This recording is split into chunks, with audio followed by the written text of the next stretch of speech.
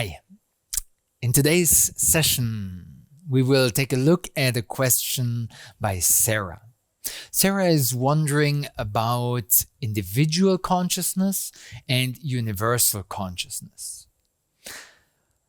She's a graduate of our online teacher training, and she is exploring it in a very practical, hands-on way. She tries to apply the yogic philosophy into her daily life.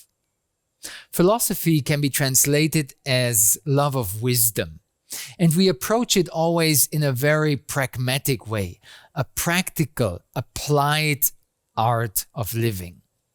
So let's take a look at Sarah's question and connect to her inquiry. I'm thinking a lot about individuality, she writes. I understand that our thoughts and mind are influenced and colored by our experiences. And on the other hand, I understand that there is this universal, uncolored consciousness, which is not influenced by our experiences. But I still see different behavior in different people, different things they like to do. I see individuality, and I see people who have a different consciousness and differences in their decision-making. On the other hand, in yoga, I read a lot about finding this universal, unified consciousness and living beyond ego-centered self-development in the individual consciousness. How can we bring the individual and the universal expressions of consciousness together? A very good and very big question. Not an easy one to answer. It is one of the fundamental inquiries of human beings, to understand the mind, to explore the wonderlands of consciousness, to get a more tangible understanding of awareness. We would say that we are conscious beings. Human beings have this ability to be aware, to reflect, to ponder upon their experiences, to draw conclusions, learn lessons, and next time try in a different way. And yes, it's true, modern science is more and more discovering that also animals do have some basic forms of emotions, and they do have also different levels of intelligence. Many examples are given, not only monkeys, but also dolphins and some birds can be very smart. So consciousness, awareness, perception, and an integration in this mind, in this nervous system, and then a certain appropriate response to the challenges which came in the input. So a certain action and reaction, a stimulus and response, as it is called in the psychological academic research. So the mind, we all know it experientially from inside, the inner subjective experience of my thoughts. And then in science, for example in psychology or behavioral studies, we try to measure the objective expressions of the mind in laboratory experiments where this mentioned stimulus and response is evaluated with statistics. We can research this inner perception of the mind by looking at the brain, which is in a way the outer objective expression of the mind. So neuroscience, studying about neurotransmitters, the whole brain chemistry, structural brain architecture, different areas in the brain. And they have measured, for example, how mindfulness and meditation practices can, in a matter of a few weeks, actually change the brain structure. Immediately already, during the meditation, it can be measured objectively how the brain activity changes. Certain brain waves, frequencies are shifting from beta to alpha brain waves, maybe even delta and theta brain waves. Neurotransmitters being emitted, hormonal balances changing in the body. All these things have been measured very clearly in meditation practitioners, with the EEG, with putting people into the CT, the MRI scanner, the tube, and seeing brain activity live during meditation, and then evaluating it a few weeks or months or years later and seeing structural changes in the brain. So objective changes in the brain which are reflecting changes in our subjective experience of the mind. So the outer and the inner expression of consciousness. The outer is the brain, the inner is the thoughts in my mind, consciousness expressing itself. And it's still very much misunderstood, not understood. Just science is still scratching the surface, still not really understanding how memory is actually working. Yes, there are a few hints and there are many details, but how the brain is actually working, it's still not understood from this objectifying outside perspective. And from the inside, the experience of my mind is yet another thing. And there's so many different interpretations, meaning giving, which is related to our cultural context and background, to our conditioning, and the variety of our colored experiences as Sarah was describing them. So what I was talking about in this opening is the individual consciousness that Sarah was describing. It is influenced and colored by our experience.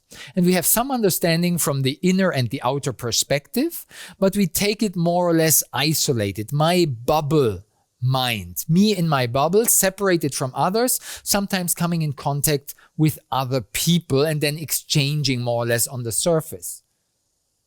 And then on the other hand, Sarah is referring to this universal consciousness, a unified field of awareness, which is described not only in yoga, but generally in the meditative and contemplative paths, in this inner science, in this subjective exploration of the wonderlands of consciousness.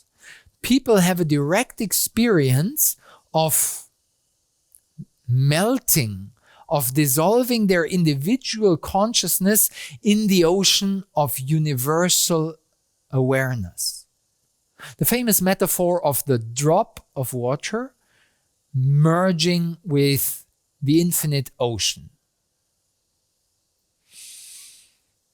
So this is not just poetry, not just philosophy and colorful metaphors. These are not just fantasies of some people who had some nice creative associations. The sages and yogis are speaking from their direct first-hand experience. In altered states of consciousness, they have a sense of dissolving, melting, when the individuality, this holding on to my bubble, my body-mind structure, which I perceive to be separate, when that holding on is softened and released, and if we allow ourselves to detach and take that detachment to an existential level, we might surrender completely and allow ourselves to let go deeply. An existential detachment where the sages experience a certain merging of the individual with the universal consciousness, a direct connection with the present moment. A pure awareness of life as it is.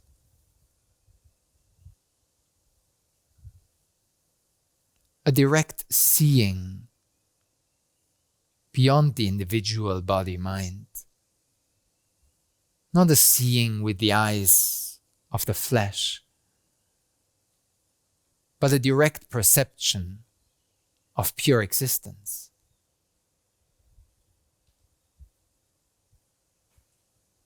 And in a way, the individual consciousness is still there in the background, but it matters a lot less. The molecules of the water drop are still there in the ocean, but they don't perceive themselves as separate anymore. There's a direct and intimate connection with this universal consciousness. But the invitation is to follow up on Sarah's question, how to bring them together. The invitation is to not see them as separate, because the drop is not separate from the ocean. It melted and merged, became one. Or with a similar related metaphor, the wave and the ocean. You cannot separate the wave from the ocean. The individual consciousness is just a ripple, a wave on the surface of the universal ocean of consciousness. They are not separate. They are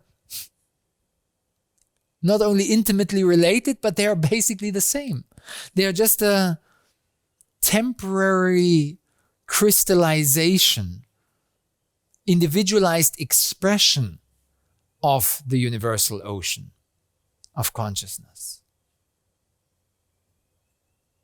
It's a misunderstanding to somehow try to make my drop of individual consciousness bigger, that my drop becomes as big as the ocean. That's an arrogance in the individual ego-centered kind of inflation. I have to become as important, as big as the universal ocean. And that's a follow-up question which Sarah is asking. I also thought about self-development. Is it good to do? The aim there is to find what you like and what you want to do. It is about different interests and growing into a separate individual.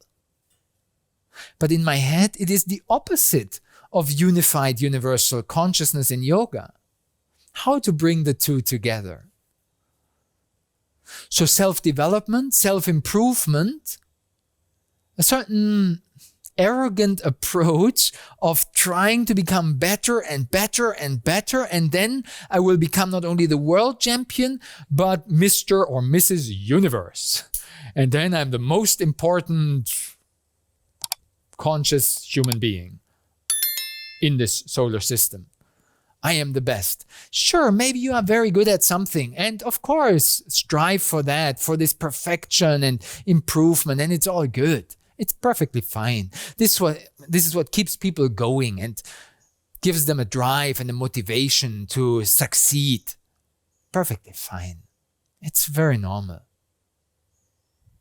Just don't contract too much around it. Don't take it too personal. Don't get hung up on it. That is the invitation. Why? Just to, in a way, protect yourself from getting too pushy and taking it all too serious. Smiling at ourselves more regularly and seeing how, if we zoom out, we are just one of billions of drops. And we somehow have a trust that we are all connected. And I don't need to get a very good raindrop to become a special one and have a privilege to merge with the ocean. No, the water in the ocean and in my raindrop is existentially the same. We are not even separate. It's an illusion of the ego-centered body-mind to assume this isolation.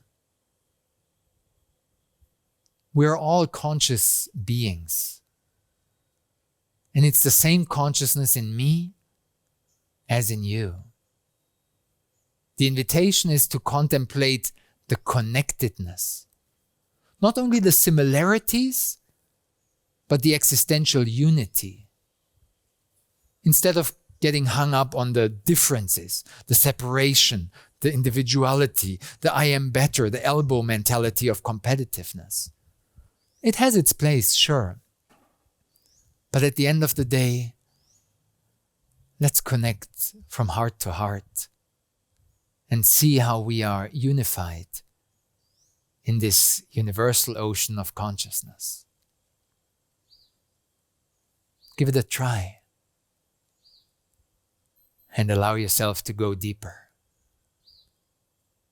and even deeper. That is the invitation. That is our possibility to come back home into the universal heart.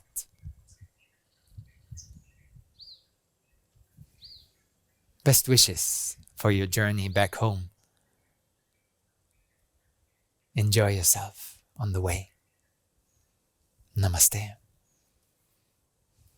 I hope you enjoyed this exploration of the wonderlands of consciousness, both in their inner and outer manifestation. And we are curious to hear about your experiences.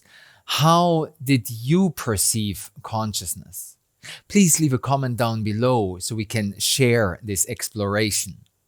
And if you appreciated the inspiration, please like this video and maybe even follow us on the different platforms so we can stay connected in this heart-opening journey. Loving wishes from the Balinese yoga capital Ubud. Om.